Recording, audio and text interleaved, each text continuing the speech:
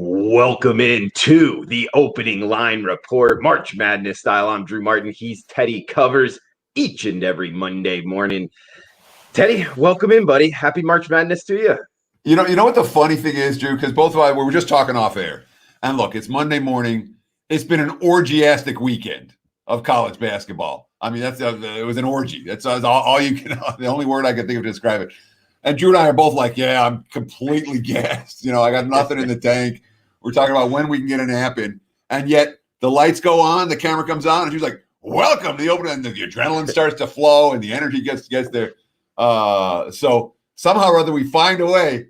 And I've been doing a lot of my capping at night. Normally I do most of my stuff. I go through at night and make my short list, and then in the morning I'll make my decisions. But with the games going early, I can't do that. So I feel, I'm going through everything at night. So it's been 2:00 in the morning, 3:00 in the morning, after the games are over. And I don't do that normally. So yeah, and it's been this way, obviously, conference tournament week last week, and then the big dance this week. So it's been, we're getting close to 2 weeks of pushing the pedal to the metal. And tomorrow we get a chance to break a little bit. Tomorrow you exhale, and there's nothing in college hoops. So it'll be here. We'll get a chance to nap, but right now, man, it's I know some of you guys out there are like us, running a little bit on fumes on a Monday morning. Yeah, absolutely, Teddy. I second that, man. And we got games going today. So, guys, going to be a quick, to the point opening line report here. A little recap, look ahead to Sweet 16 action, as well as take some listener questions, some watcher questions. Come join us in the chat on YouTube or via Twitter as well. Magician, welcome in. Let's go. Let's get after it. Absolutely. So, Teddy, little recap here. Overall, I think you had a pretty profitable weekend here. Anything you wanted to throw out to the watchers in terms of what you learned that we could use going forward to kind of find more winners and losers? Yeah, I mean, I won 5%, and it was a dead wrong side yesterday with Oklahoma State. With the exception of that, it's been a real good a good start to the tournament, no question. And I mean, I was at 57% in March college hoops dating back to 2016 coming into the tournament. And I think I've hit 58% in the tournament so far. So, right, that's the goal. Consistent profits, steady. And we've been able to do that for the clients despite the 5% big ticket loser last night. The good news is that I got a strong bounce back today. I got another 5% up today. And I don't often do that off a loss last night, but this is one game that absolutely jumped off the page at me, and I couldn't leave it sitting there at a 4%. It was a step up, worthy of a step up wager. So you can get that play again. It's $9 money. You get it for $9 at WagerTalk or sportsmemo.com right now. You talk about the weekend. I want to ask you about the weekend, Drew, because this is what I did this weekend. All right. I varied. Sometimes I was up in my office and watching 3 TVs, and other times I was just downstairs watching just the one TV. But I didn't leave the house. I left the house. I had to run to the grocery store yesterday, and I was pissed. I didn't go anywhere. But you were out and about. You were having fun. You were living the Vegas lifestyle a little bit. Tell me about what's going on in town this week. I know you were at the Westgate on Friday. What else did you do, and how was it? How's the action in town? Because certainly it felt from the reports I was getting from others that Vegas was hopping this weekend. Tell you overall, I mean, I got absolutely smoked this weekend. My looks were wrong. I wasn't seeing it right. I got, the Ohio COVID pause fade against Virginia right, and pretty much everything else. My reads were just off. And then you add in, a weekend like we just had, which, was one of the wilder weekends in Las Vegas in over a year now. It absolutely was, at least in my opinion, when I've been around. And just going out, like you said, sports books, different pool areas with friends, you add in a little alcohol, and the next thing you know, you're chasing. So I'm just kind of glad it's the weekend is over. As fun as it was, this town was popping. Definitely took it on the chin in terms of bankroll wise. So you live, you learn, and never go too heavy is kind of the lesson there. But I don't know. Overall, I mean, in terms of Vegas, yes, it was great. Like you touched on. I mean, the masks were on for most of the time here, but the casinos were the fullest I've seen them since the pandemic started. The sports books were as full as I've seen them since the pandemic started, Teddy. And if you were trying to get an Uber or Lyft around town, you had a really difficult time. There just wasn't enough, I guess you could say, transportation from place to place. But overall, this city was popping, Teddy. It was a great time around town, man. In more than a year, this was the best weekend Vegas had, in my opinion. So were you paying surge pricing on your Ubers? Man, that's brutal. No, I really wasn't going anywhere late at night anyway. So I'm more of I'll take the walk, especially if it's nice weather. A mile in Las Vegas is really not a bad walk. There's a lot of lights, a lot of sounds, a lot of scenery to see. So it kind of goes fast. So yeah, I did not take many Lyfts or Ubers at all today. Sure. So and good recap. And I think our viewers and listeners appreciate that. They want to know what's going on in town. They do. And the fact that Vegas had the biggest weekend in more than a year, including New Year's, including Christmas, et cetera, et cetera. That's certainly, or Thanksgiving, it's certainly a positive sign. One game to talk about right now. We're at halftime, Oregon and Iowa. The Ducks up 10 points at the break. And this game has been free-flowing, to put it mildly.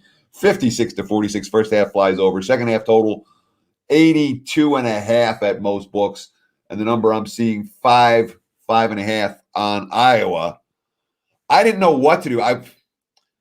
My goal was to bet against Iowa in every game. And I bet against them in the first game and cashed with Grand Canyon. I didn't bet against them today, and obviously now down 10.5. I'm kicking myself, Drew. But I did not know what to expect. I didn't know if I call it a COVID pause. I didn't know what to expect at all from the Oregon Ducks today, being that they didn't get to play their opening round matchup. And I thought that was enough of a red flag to leave the game alone. Obviously, now the Ducks are up 10.5. I'm kicking myself for not getting involved in this one. Looking good if you have Oregon in your pocket.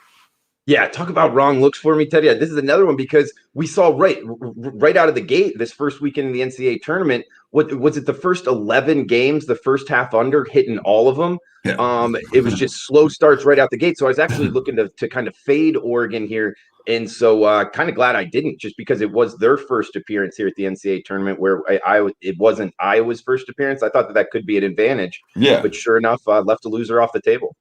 Yeah, well, and anytime you don't bet the losers, you're gaining 11. Anytime you bet the winners, you're only winning 10.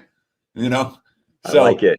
When you throw if you leave a loser off your card, it's actually more beneficial in theory than it is for picking a winner, because you're going to lose 11 off the loser and win only 10 with the winner. But obviously, the story of the weekend, of the opening weekend of the big dance, was the dogs, was the bracket insanity.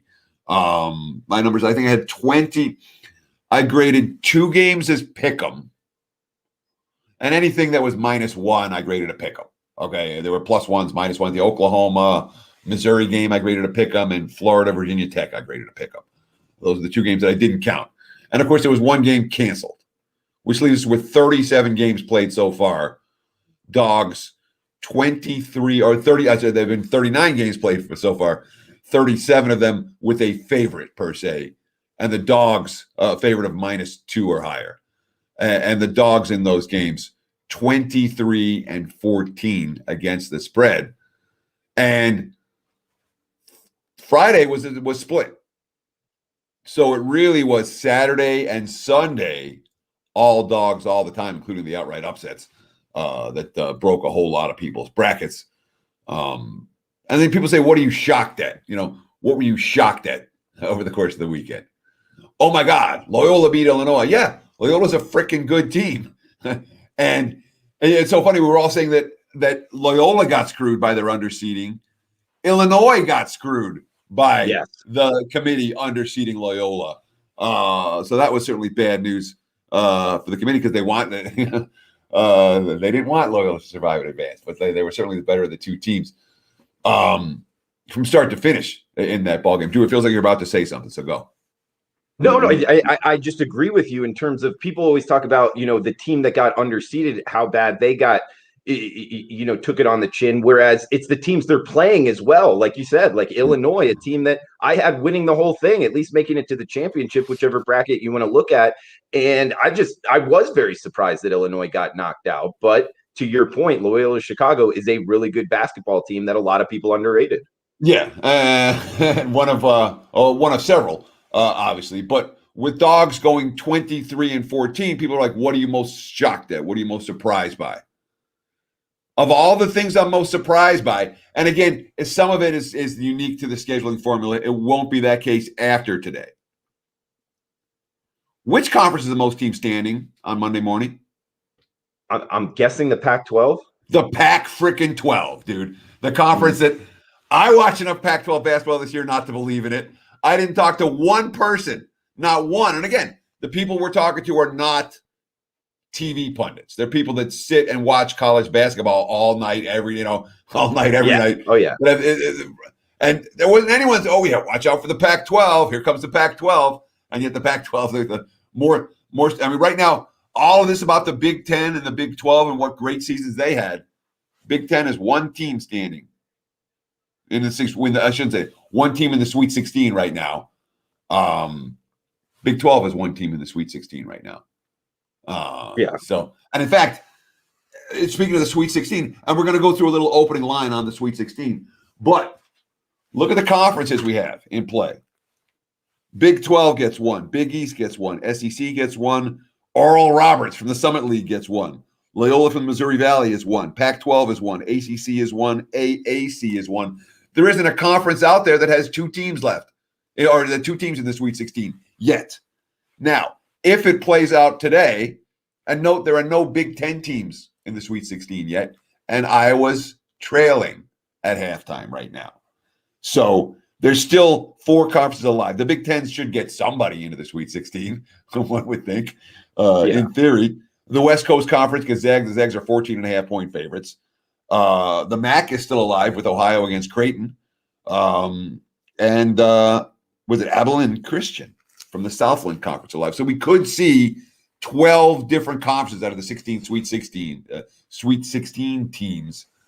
And the two conferences that everyone's been praising all year, the Big Ten and the Big 12, right now have a grand total of one Sweet 16 entrant. So that's the thing that's probably surprised me the most from the opening weekend. But some of that is schedule disparity. Pac-12 with four teams playing today, obviously, which means they're not going to have likely to have five teams standing when we talk about the Pac-12 tomorrow. Yeah, the Conference of Champions, Teddy, and it's showing. I mean, with the lack of cross-pollination between conferences this season, I went into this tournament, Teddy, very unconfident in, conference power ratings. And one of my notes to myself after the first weekend was readjust quickly. And that's something that I'm doing here. And guys, we're going to get into this in the opening line report in terms of looking ahead to the Sweet 16. But just a reminder here, it is $9 Monday, and Teddy has a 5%. That's the highest rated percentage you can have here. Sportsmemo.com. Big ticket game of the week available right now, discounted to just $9. Also a free play up here. So check it out. Sportsmemo.com. Handicapper page. Teddy covers. So Teddy, you ready to kind of just break down opening thoughts here, Sweet 16 action? Absolutely. Unless you want to, if there's a question in the chat where you want to get to first, that's fine too. But if not, let's take a look at the four games for the Sweet 16. All right, let's do it. James saying Conference of Champions. We got a bunch of guys in here. John, welcome in. Chip Guy, what is up? D from Detroit joining us as well. Jay, cool. Guys, if you're out there, let us know where you're joining us from, what you're looking to bet, any best bets you want to throw out here to the chat box. WagerTalk YouTube or on Twitter at Teddy_covers, at Drew Martin Bets as well. This is the opening line report each and every Monday, 10 a.m. Pacific time, coming to you live right now from Las Vegas, Nevada. Taking a look here at the Sweet 16 games, guys. It is Monday, but we got games up on Thursday, so feel free to throw out any questions in the chat box as we go through this, and we'll try to hit them here before we end the show. It looks like we already have four matchups in stone here, Teddy, as the first one in rotation order, guys. Checking it out, sportsmemo.com live odds screen, 2:15 p.m., 621, 622 on Saturday, March 27th, South Regional semifinals here, Teddy. Villanova and Baylor. We're seeing the Baylor Bears -6, -6.5 at the Westgate. 139 being the total. Any kind of early opinions here on Nova versus Baylor?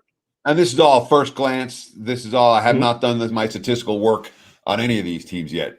But we watched a lot of college basketball this weekend. We watched a lot of college basketball last week. We watched a lot of college basketball throughout the course of the season. So a lot of this is going to be based on eye test stuff.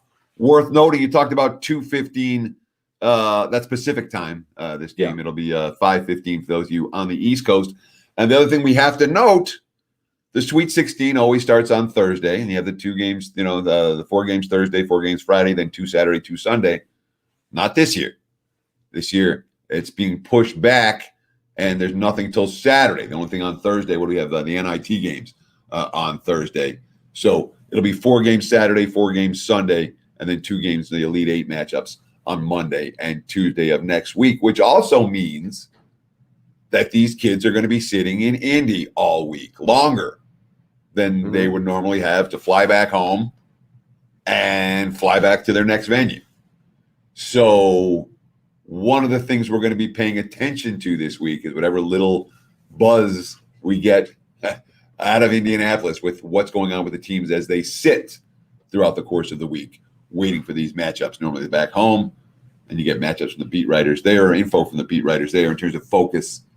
We'll have to find sources to get that information this year. When it comes to Baylor and Villanova, all right, it looks to me, and again, it's very early, it's Monday morning, it looks to me like Baylor is going to be the wise guy side here. And certainly when you talk about this Baylor team, I mean, the money came against Villanova in each of their first 2 games. The wise guys were with, Gillespie's out, Villanova's ruined. Villanova's not ruined.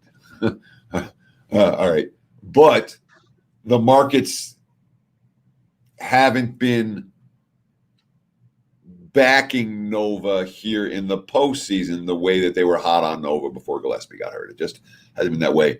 And Baylor has the statistical profile that is comparable to Gonzaga's in many regards.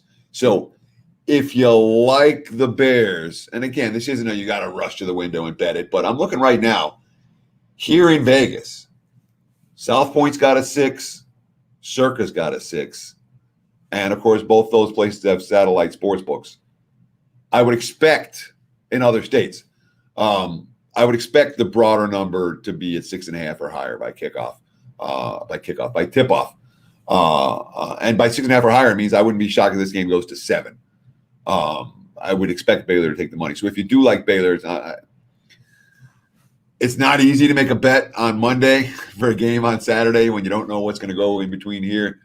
But if you like Baylor and you want to lock in at the 6, I don't think those will be there for much longer. So we can call that but it's not a broad. The broader market's already moved. I just listed a couple of sports books here in town. So I don't know if I want to call it an emergency betting alert because that's when the whole market's about to move. But those 6s I don't think are going to last. Total-wise, we've seen a little bit of, again, Circa opened 139.5. Westgate opened 133.5 on this total. Wow. Yeah. So people say, where's the line move? Yeah, well, it depends on where it opened. Where you got it. And again, you talk about, globally, one prominent offshore opens 137. Another one's open to 133. You don't see that very often. Yeah. So, we're looking at 139, and they're even 140s now. I don't think it goes higher. I'm not seeing indicators that it's going to go much higher than that yet. But total-wise, it is worth noting that there has been, the early money has come for the over. Okay, Teddy, we do have a couple questions here in the chat box. Also, to your point on Baylor looking to take some money here, in your opinion, I don't disagree with you. For a lot of the season, we heard about Gonzaga and Baylor or the field. Now Baylor's kind of playing good basketball. And like you said, the just profile-wise up there with Gonzaga and kind of deservingly so. So I'm with you. I would look for money to come in on Baylor. We have Glenn from London, England, joining us. Welcome in from the other side of the pond here, Glenn. Carrie asking a question. Is it too late in the tournament to fade a team? ? Can you overvalue a team at this point? I think it's a good question, Teddy, just because as we get here to the Sweet 16, even some of these lower seeds, I mean, we're near the top 16 teams in the country. There kind of isn't any, bad teams out there. So to his question, do you think a team can be overvalued at this point? Absolutely. Okay. What? So is it too late to fade a team? Anytime you're betting on one team, you're fading the other team. So if you're making a bet, you're fading somebody. But if there's in particular, like this team is priced incorrectly, and that's what we're looking for. We're looking for a place where current form and market pricing aren't the same. We're looking for places where market pricing is factoring in season-long stats that may not be relevant, or maybe relevant's not the right word, but that may not be wholly accurate for the purposes of current form and or their current matchup. So the markets, it all comes down to market valuation for any of these teams. If the game was Baylor Pick'em versus Nova, I'd like Baylor a lot. If the game was Baylor minus 25 versus Nova, I'd like Nova a lot.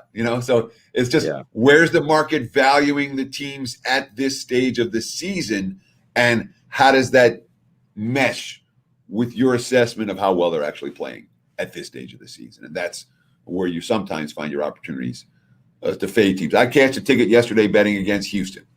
It had nothing to do with the fact that I didn't think Houston was a good team. Houston's a great team. But the markets had Houston priced in a point spread range that I thought was just way too high for that matchup.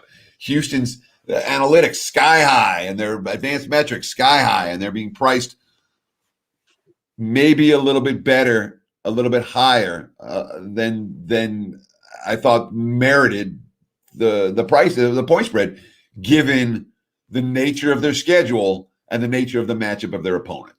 And Rutgers, again, it was wire-to-wire point spread winner, even though they choked that. I don't think any team choked away a game worse than Rutgers did in the last 2 minutes of that one. But they covered wire-to-wire. And the thought process wasn't that Houston is bad.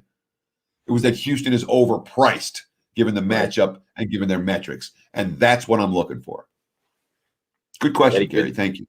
Yeah, absolutely, Kerry. Appreciate it. We got Jay Cool here from San Diego. Welcome in. 52160 here from the 702 Las Vegas, Nevada. Welcome in, buddy. As we're coming to you live from Las Vegas, Nevada. Chase, welcome in.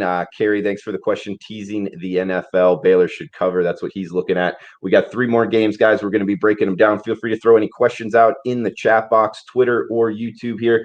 Working our way down here, Teddy, 623-624-425 p.m. Pacific. Oral Roberts, Cinderella. Oral Roberts here versus Arkansas. Arkansas laying doubles, Teddy. 11.5 is what I'm seeing them now. High total, Teddy. Nearing 160, 159, 159.5, depending where you're shopping.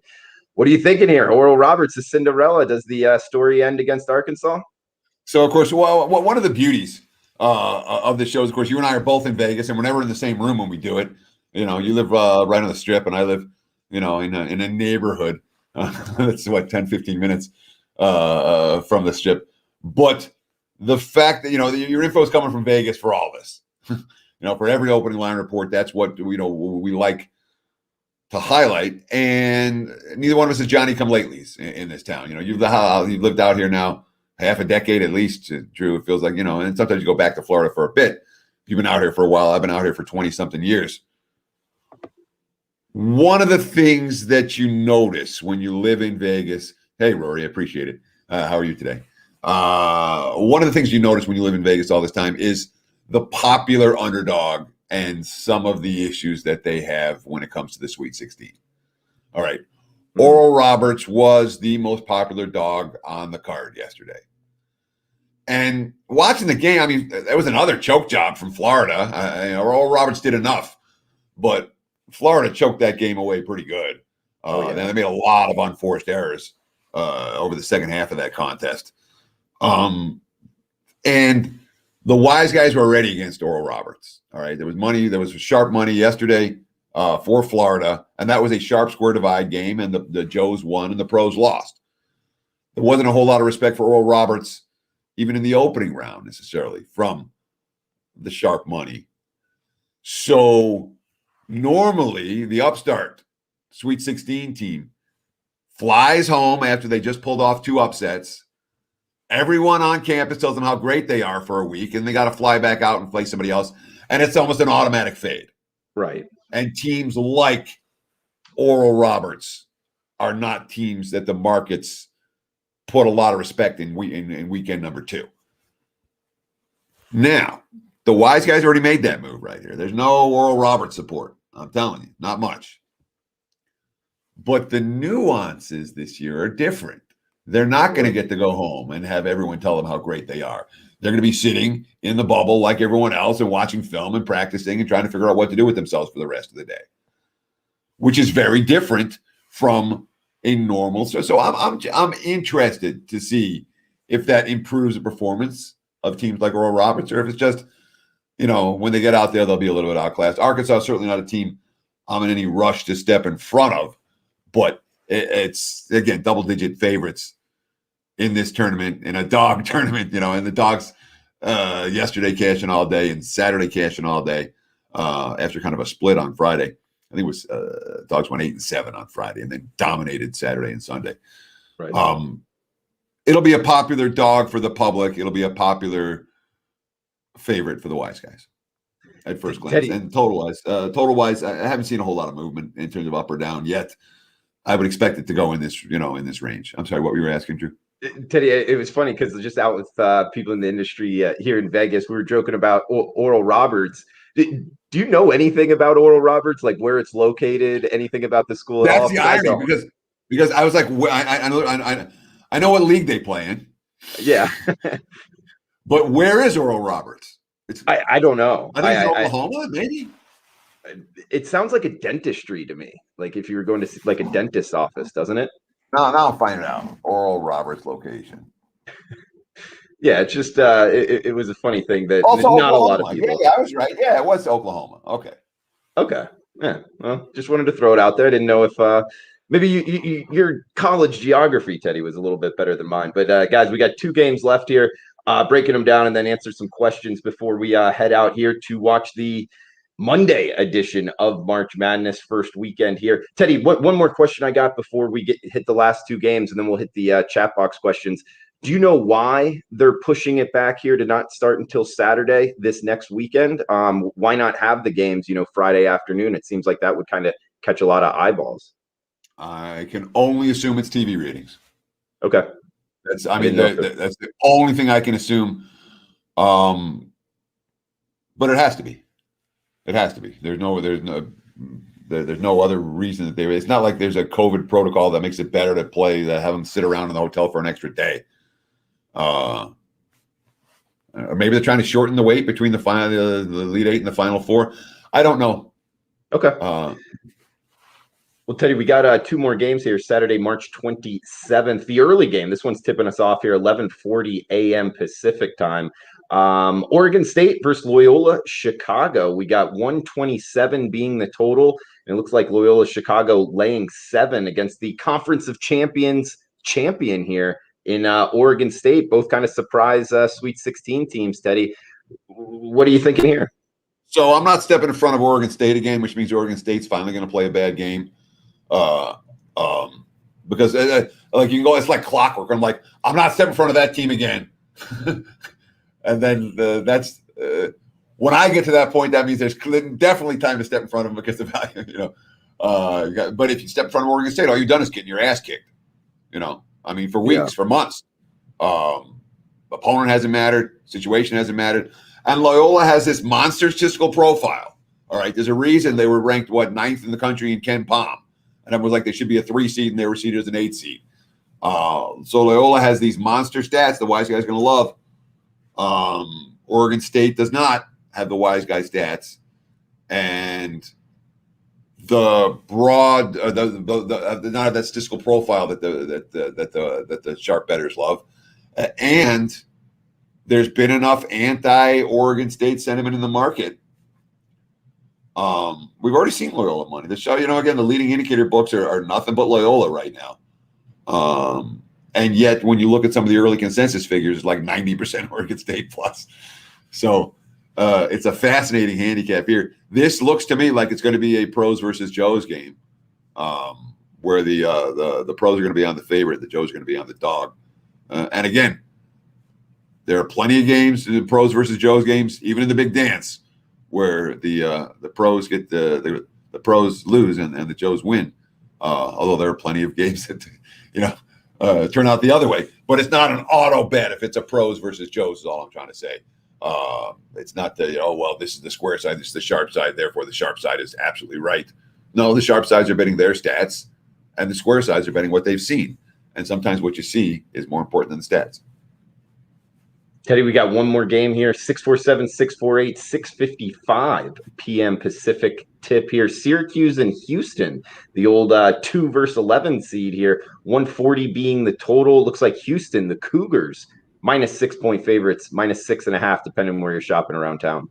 And Houston had a couple of injuries in yesterday's game that could well affect the point spread. Would pay attention to the Cougars injury report.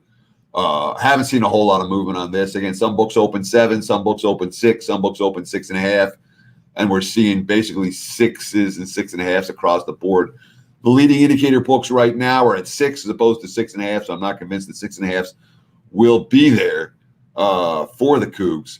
And certainly the Orange are a team that my clients and I like. We cashed a couple of tickets with Syracuse over the course of the weekend, and may well go back to the well with the Orange. I'm not putting out any plays yet, or not even close yet. But my initial lean in that game is I'm not fading Boeheim right now. I'm really not. It's a Syracuse team like Oregon State that's playing far better right now than their season-long stats would indicate.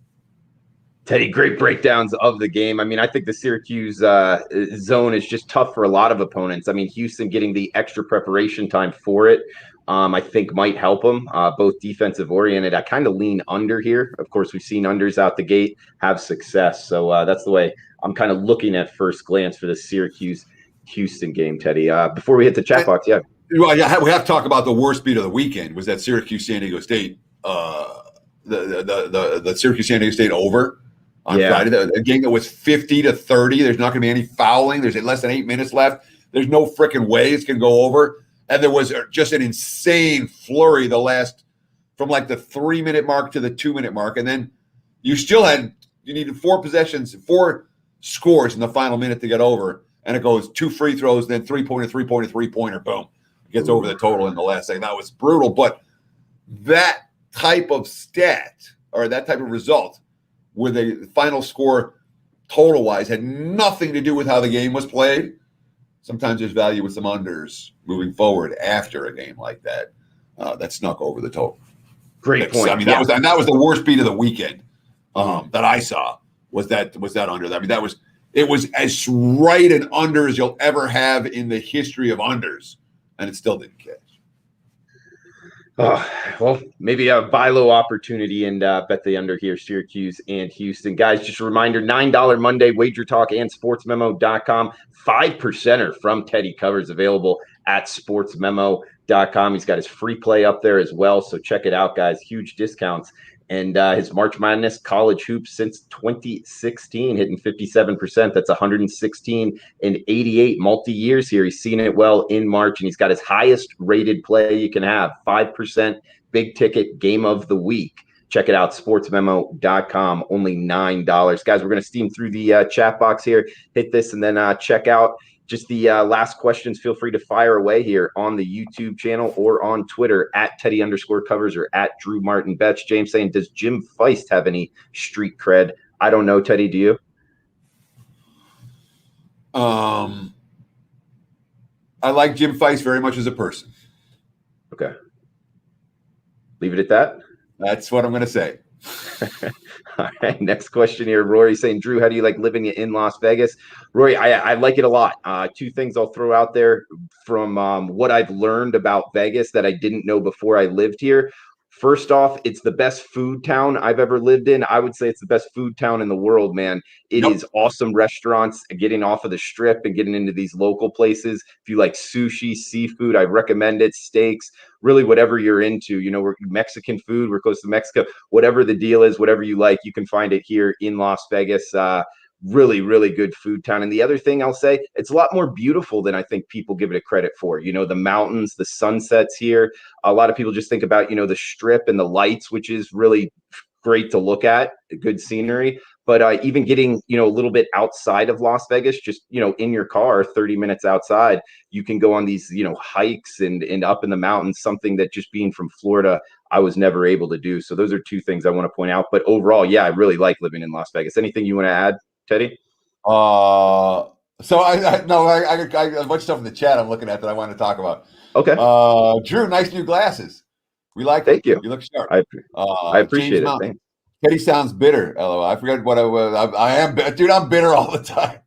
But what I sound bitter about, I'm not sure. Sean, so no, I can't. Look, I can't vice for Faust as a capper. I don't know. I never got his place. I know that he's a very nice guy, and he's treated me with nothing but respect. Even when I dissed him, he treated me with respect. So that's awesome. Demowski's asking, what's with the games played at Lucas going under when this is not unique to this year.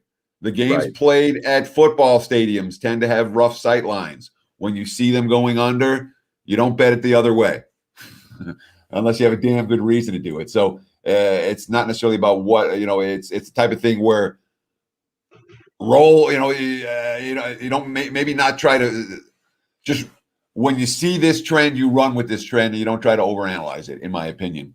That would be my advice with that. Rory asked if I ever go to Atlantic City. I never go to Atlantic. Last time I think I was in Atlantic City, I was like 4 years old with my parents. I haven't been there never once. And I've like 15 times I was supposed to go to AC, and I was good. I have friends that work at Borgata, and it's just never happened for me. How do I bet the Gonzaga game? Clueless. I'm gonna play up $9 for the Gonzaga game. I'm sorry I can't give it out on the show. I do have an opinion on that one. That's one of my two college basketball selections for today. Good luck however you bet the game, as long as you bet at the same side that I did. Check them out, sportsmemo.com. $9 Monday, 5% big ticket game of the week. Free play as well, sportsmemo.com, guys. Also, make sure to check out the odds screen at both Sports Memo and WagerTalk. Good new live odds screen for free. Live up-to-date odds there, guys. So check it out. Guys, if you're watching on replay, feel free to leave a comment below on YouTube, the Sports Memo podcast as well. And please smash the like button, guys. Teddy, anything else you want to throw out there before we shut this down? Yeah, I got to answer more. A couple more. You were talking about the Syracuse San Diego State money line, the total. I didn't have any action on that, on the total. All I had on that game was the side. So it wasn't me being bitter. It was just a brutal frickin' beat. It was an insane beat. And I tend to pay attention to those. Janet 52160, 24 hours you can party. None of that. You can't get out after midnight. Good greens too. Of course, Vegas is the weed is legal, and you can buy booze at the grocery store at 3 a.m. It's incredible in that regard. And there was one more. Oh, Travis Hunter asked me, can Army outright win on the money line? Travis, I have no idea. I haven't watched an Army game all year, and I don't even know the team name of the Bellarmine. What's their team name? I don't even know their mascot. So it's not teams I'm familiar with. So I can't even throw you an opinion on that. I have no idea who's going to do that. What the action is for that. But that's all I have. Thanks for all the questions, guys. And thanks for sticking around. I know there's games going on right now. We really appreciate it. Go watch the games, Drew. Let's let them get out of here, and we'll let's call it a show. Absolutely, Teddy. Bellarmine the Knights from Louisville, Kentucky, by the way, in the A-Sun Conference, Teddy. But yeah, like Teddy said, guys, huge shout out to the chat box, guys. All you guys, Rory, Frenchie Betts, Glenn, Jay Cool, Sean Alvarez. What is up, buddy? Hoops 590. Thanks for all the comments. Come back and join us next Monday, each and every Monday, guys, on the YouTube, the WagerTalk YouTube channel. This is the opening line report. Teddy on Twitter at Teddy_covers. I'm on Twitter at Drew Martin Betts. And final reminder, guys, 5% big ticket game of the week. Teddy covers. Check it out. Sportsmemo.com. $9 Monday. So, guys, be good. Safe times, safe travels if you're traveling, and best of luck with your bets. We'll talk next Monday.